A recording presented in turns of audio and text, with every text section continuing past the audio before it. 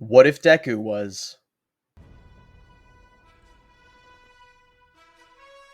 So this is going to be a lot different from the usual content I say as if I've uploaded in the last year. But recently, I've been watching a lot of My Hero Academia what ifs. Specifically, this one really great guy, Zether. But there's one that I've always been interested in, and I think I've got some interesting scenarios for all of you. So I hope you enjoy it. Okay, first off, there are going to be some heavy spoilers for the Invincible and My Hero Academia comics and manga, respectively. I expect that you have a fair bit of knowledge about both stories, and I highly recommend you watch or read either before watching this video, especially Invincible. Okay, spoiler warning out of the way. Let's get started. All right, so I've been contemplating whether or not I should include Omni Man in this what if, but I think it could actually work great.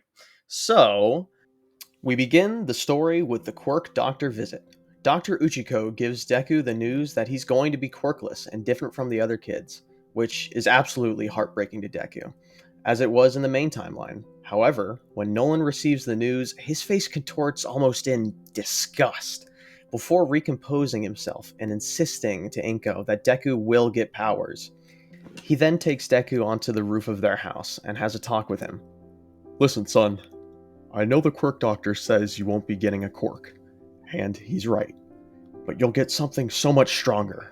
Listen, Izuku, this is going to be a lot to take in, but I'm not from this world. I'm from a planet called Viltrum. I was sent here as Earth's lone protector. Little did I know that this planet was teeming with superpowered individuals, but nonetheless, I stayed, and eventually, I met your mom, and we had you. I don't have a quirk, Deku. These abilities are natural for Viltrumites, not some metagene like quirks. You're nearly a full-blooded Viltrumite, which means you can't get a quirk. But trust me, Izuku, one day you'll be soaring through the sky like me. Izuku waits for a moment, imagining the future. I can fly? He says, starry-eyed. Yes, son. You'll fly and have so much more. With that, we cut back to the present day, with Deku growing up quirkless his whole life, and growing to idolize his father and All Might. He isn't obsessed with his father in the same way he fanboys over All Might, but he definitely has a ginormous amount of respect for Nolan, and one day wants to be just like both him and All Might.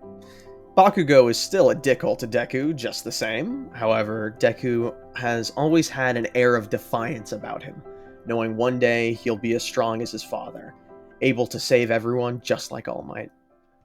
The story differs again when Deku gets attacked by the sludge villain. As the villain starts to attack, in a desperate act of survival, Deku activates his abilities. Somewhat earlier than Invincible, actually, age 14 instead of 17.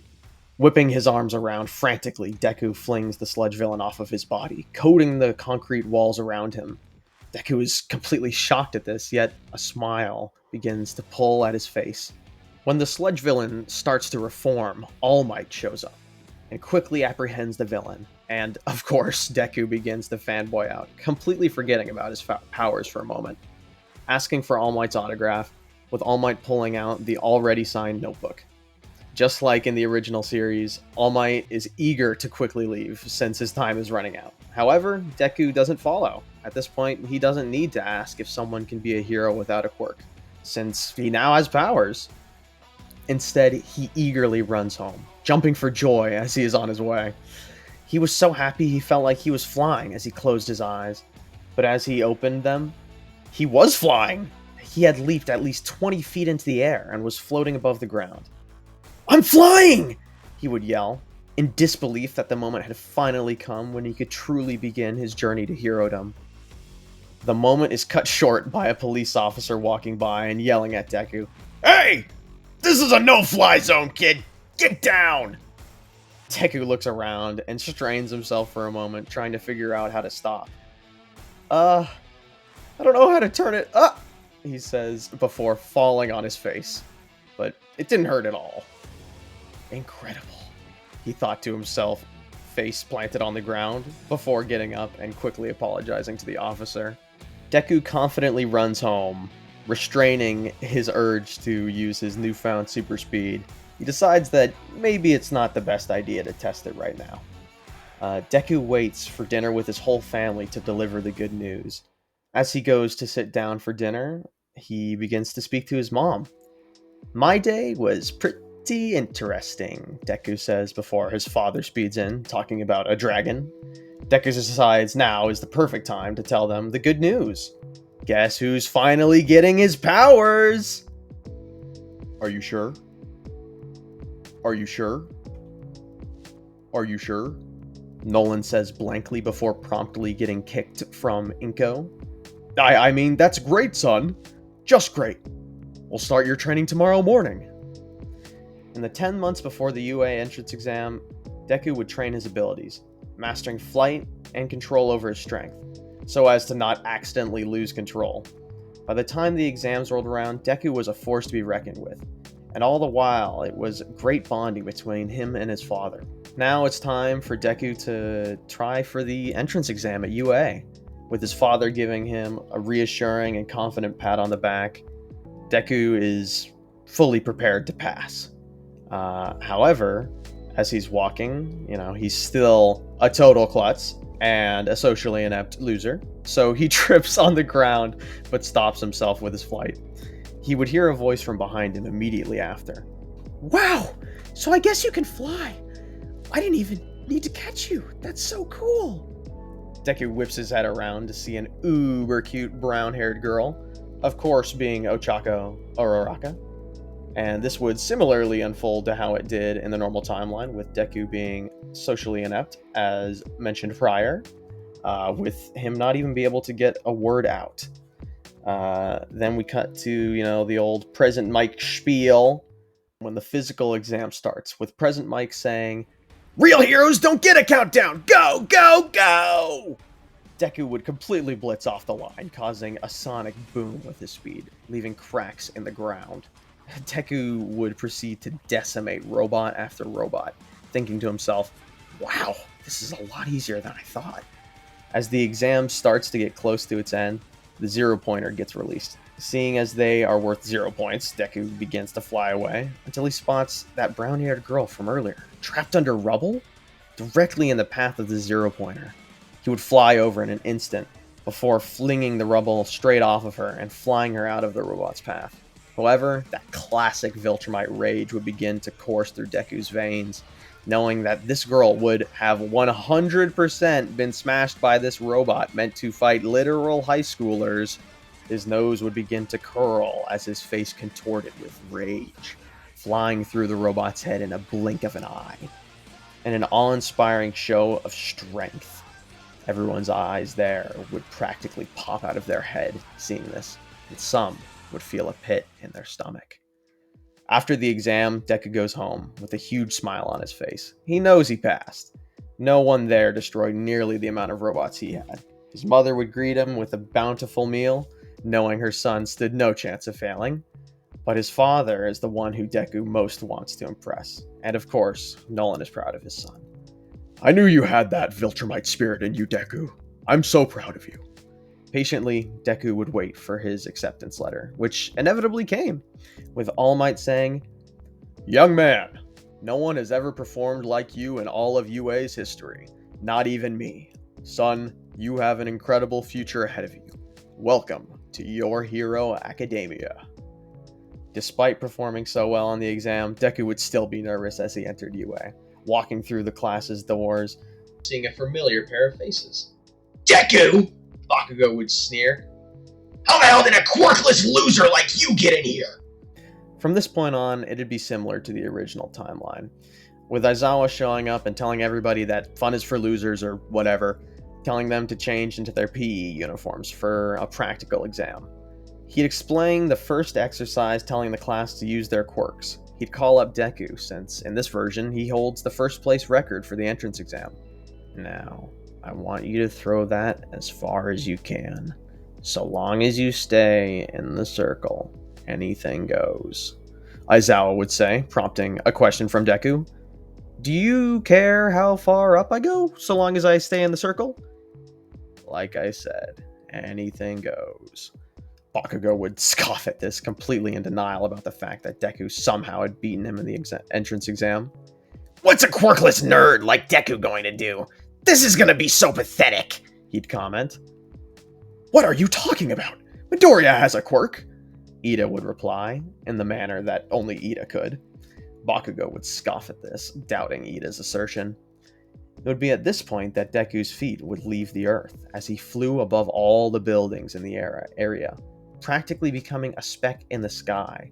From there, the class would watch as Deku would throw an even smaller speck at supersonic speeds, causing a tremendous boom in the sky. Not 15 seconds later, in the complete opposite direction, in utter disbelief, the class would watch as the ball flew back into Deku's hand, still moving at hypersonic speed. After reaching the ground, Aizawa would nonchalantly say, 40,075 kilometers. The class's jaws were practically on the floor. All but one. "Deku! What the hell was that?" Bakugo would yell, charging at Deku with violent intent. "You've been hiding a quirk this strong from me this whole time!"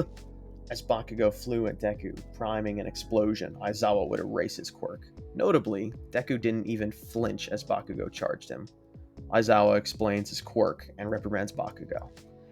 The rest of the tests would continue, with Deku absolutely destroying the physical exams in a similar fashion to how One Punch Man did in his hero exam.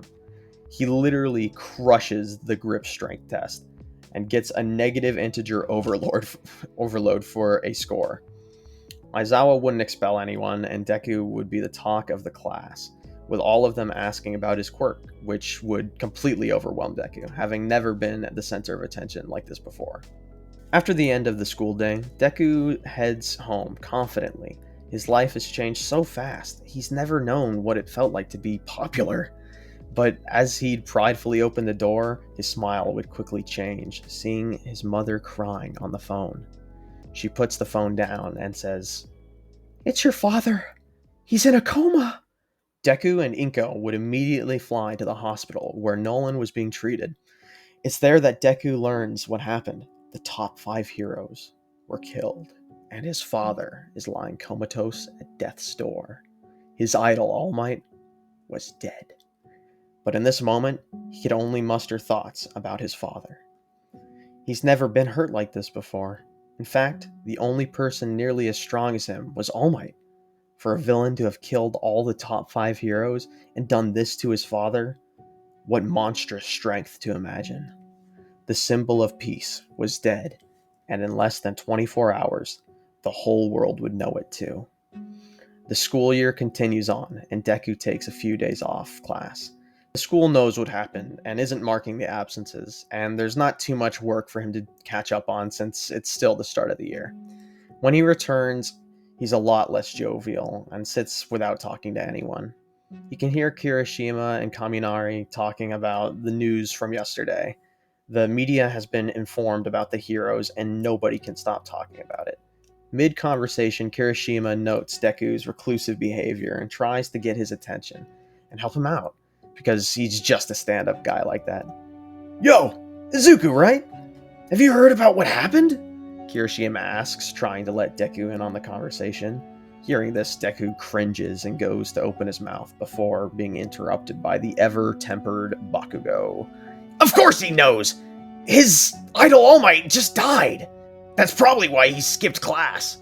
I liked him too, but it's not like you even met him," Bakugo says, somewhat half-heartedly. Even through his brash facade, he also idolized All Might, and even perhaps projecting some of his personal feelings onto Deku. "It's not All Might. Well, not mostly. It's my dad." "Your dad? What happened? Is he sick?" Kaminari would ask. "No, he's in a coma." An eavesdropping Yaoyorozu would have a sharp gasp and cover her mouth, catching more of the room's attention. "What happened?" Kirishima asks. "My dad is Omni-Man, Deku says in the moment that the entire class fell silent after the previous gasp. Everyone is staring at Deku now, all speechless. It's then that, to everyone's shock, Todoroki walks in. All eyes fall to him. His father had actually died. Nobody expected to be seeing him back at school so soon, but Todoroki pays no mind and sits at the back of the classroom. The next interesting arc is the battle trial arc, but with All Might being dead and everyone in more somber of a mood, the vibe is a lot different. Instead, Eraserhead runs the combat and takes Deku and Todoroki aside, asking them if they think it's a good idea to participate in this right now. Todoroki would speak up first. "Is this about my dad?"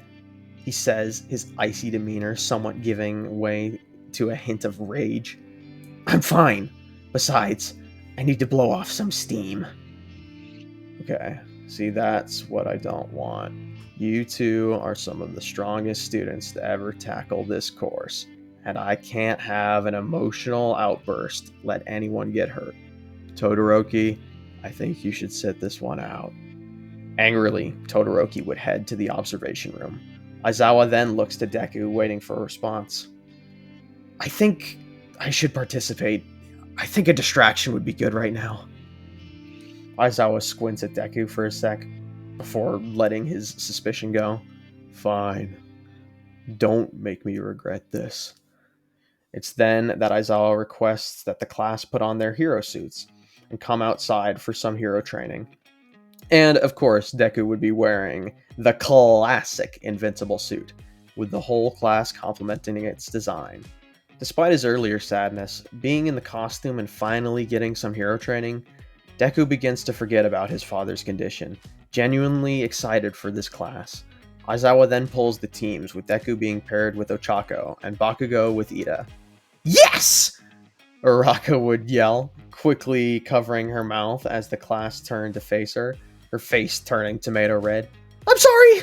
she'd squeak out, with Deku also blushing. So let's be honest here. Deku is not losing. I think Ochako would talk to Deku similar to the original, but as soon as the battle starts, Deku would say, "Do you want to win this the easy way or the fun way?" Ochako would chuckle a little, knowing how strong Deku is. Why not a little of both?" she'd say with a smirk. "I like the way you think, Ochaku," Deku would reply. "Why don't you let me handle Bakugo? And if you don't have the bomb situated by then, I'll give you some help." Ochaku would nod her head, accepting this plan, so Deku would wait.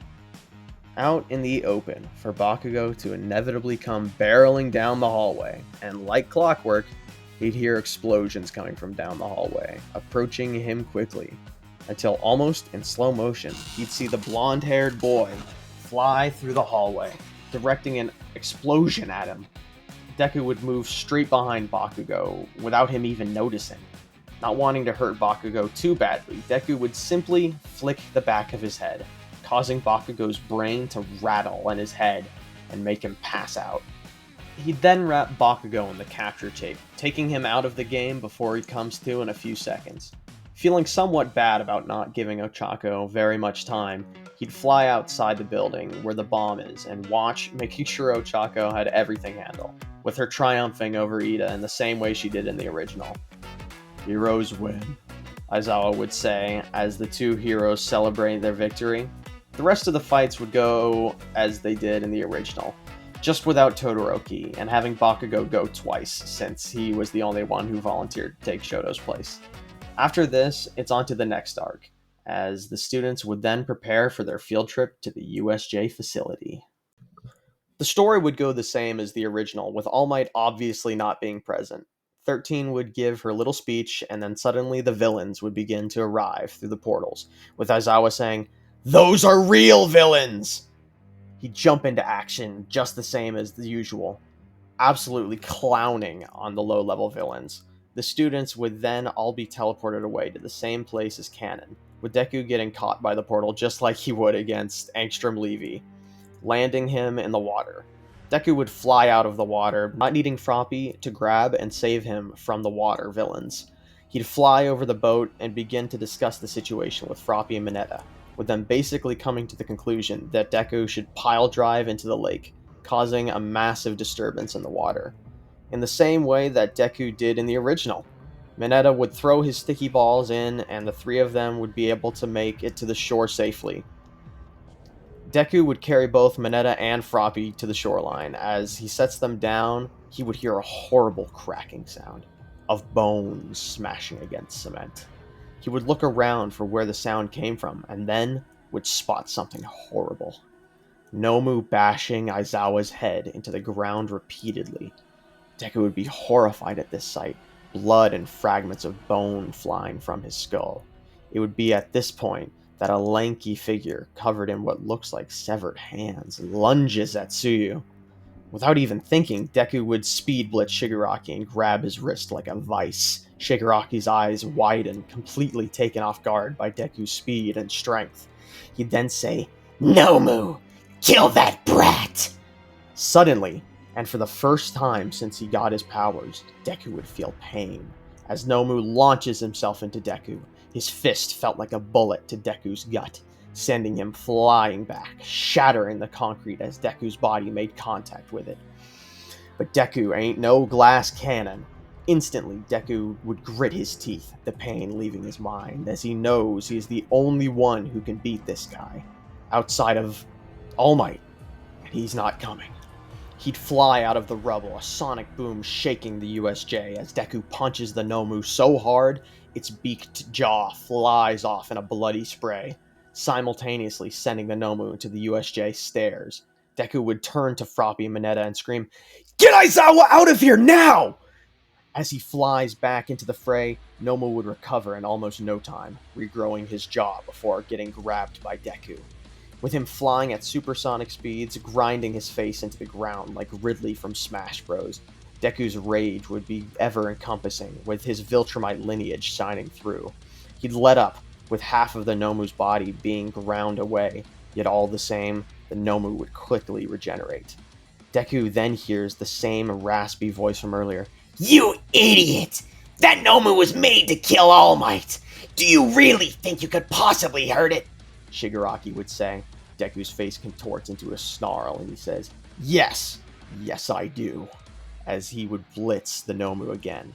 However, this time, Nomu would grab his hand, then smash his fist into Deku's ribcage, causing several ribs to shatter.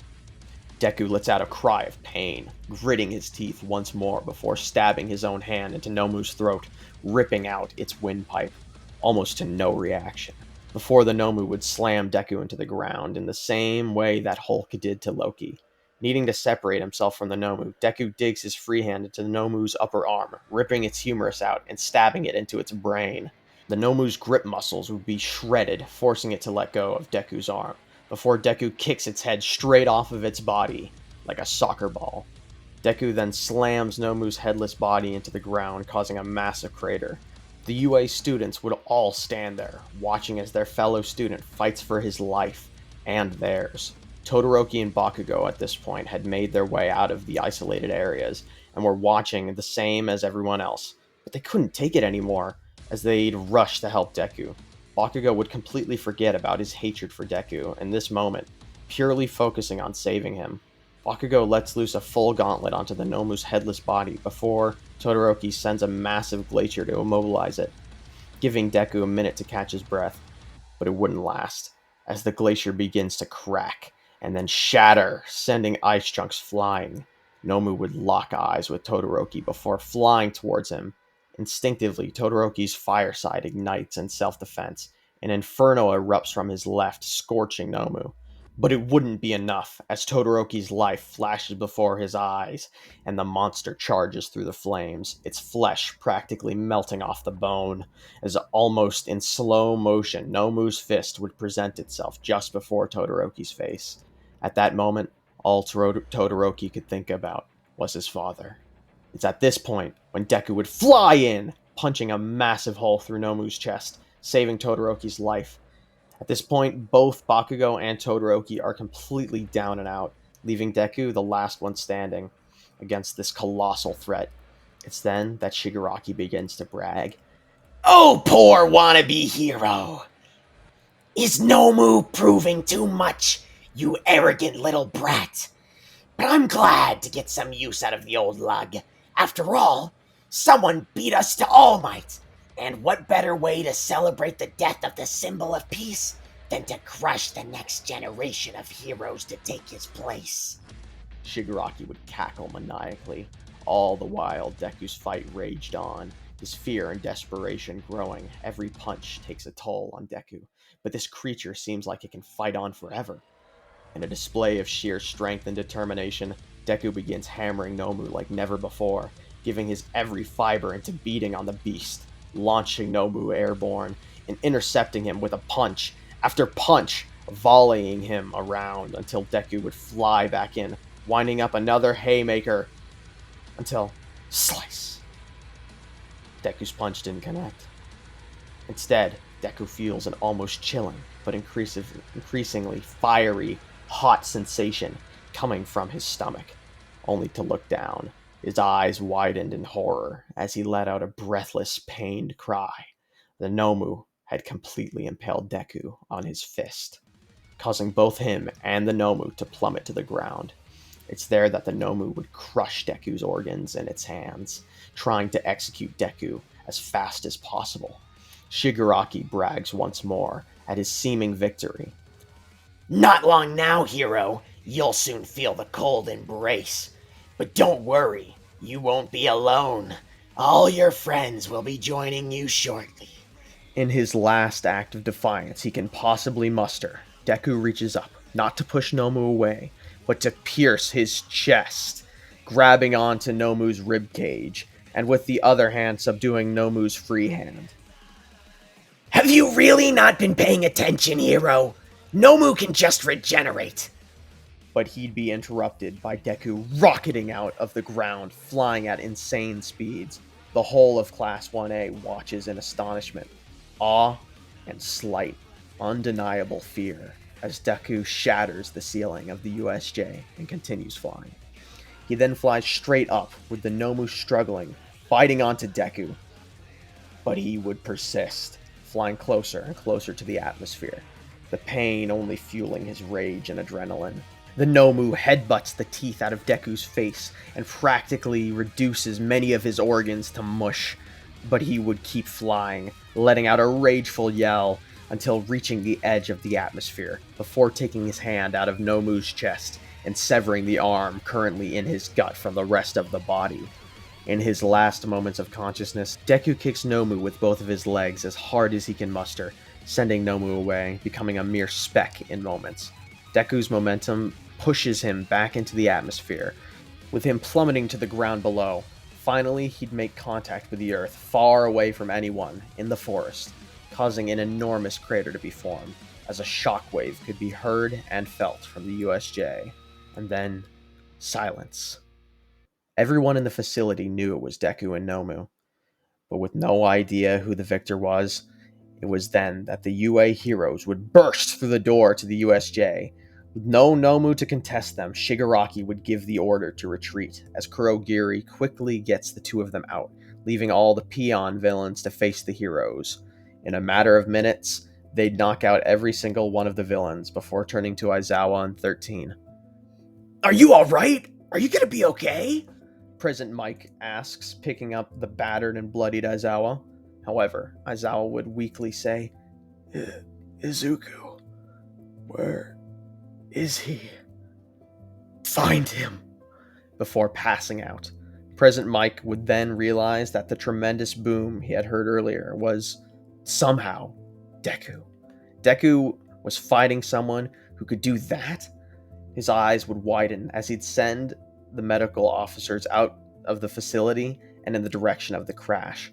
Arriving there in complete awe, the emergency responders would see the humongous crater with a bloody and battered Deku lying in its center.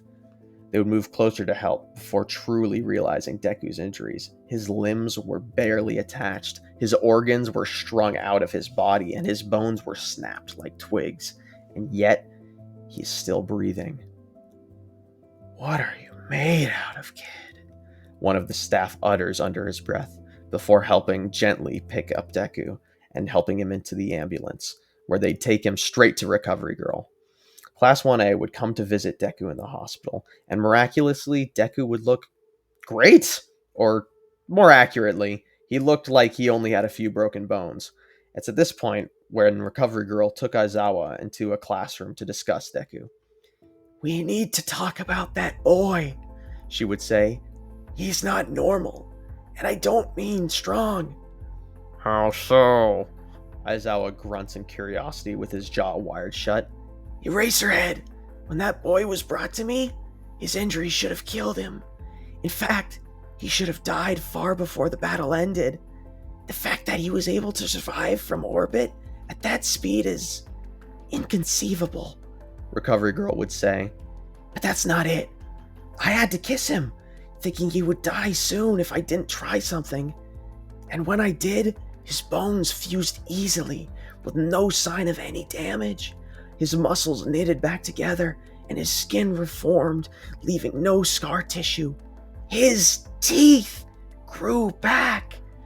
People can't regrow teeth, no matter how fast they heal. That shouldn't have been possible. For that amount of recovery, it should have completely drained all his energy. Jesus Christ, Aizawa would say muffled. I guess he must have had a healing quirk too, he writes on a post-it note, shrugging. That's the thing. We decided to run some tests on him. There was certainly enough blood to run DNA tests. We saw there was no quirk on record for the boy, but when we ran his blood work, he came up blank. He is quirkless. In fact, his DNA isn't even human. Aizawa would slump into his chair, taking his head in his hands, not knowing what to do. He thinks to himself that things keep getting worse and worse ever since the death of the top 5 heroes. Aizawa looks up with a questioning gaze towards Recovery Girl. I don't know how this is possible. We reran all of those tests just to make sure, and the results came up the same every time. But even that's not it. His muscle density exponentially increased. We couldn't even perform surgery on him. His skin was far too tough to cut. Every bit of that healing was done by his own body.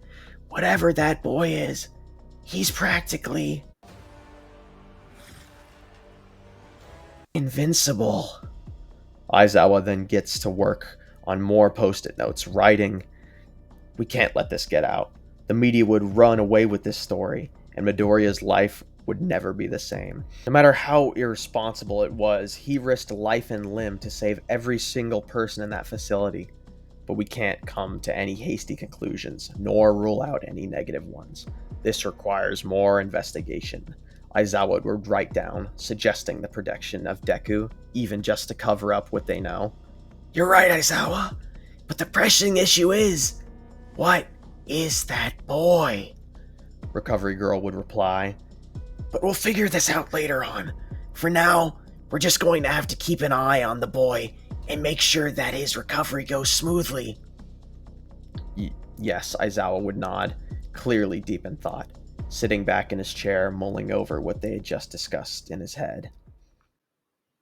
All right, I think that's where I'm gonna leave part 1 of this story. I really hope to continue it onto like probably all of My Hero Academia, just like a whole thing up until the ending. And I hope you enjoyed. I hope that this story was original enough. In the time that I had started writing this script, actually a couple of Invincible My Hero Academia videos came out, and I was like, fuck, they beat me to it. But you know what, I started writing this before there was like any out, so you know what, I this is not plagiarism. Anyway, I think that this is not like any of the videos that I've seen. I think I'm really liking where the story's going right now. And if you agree, then, feel free to let me know and support. And I'll keep making stuff like this in the future. Thanks. Bye-bye. Bakubo. Wow, so I guess you can fly! Oh, that's a terrible Uraraka voice. Wow, I guess you can fly. Hmm. Deku and Inku. Deku and Inku. Ugh. Deku and Deku and Inku. Wait, what? Deku and Inko. Okay. This. Wait, how would he speak?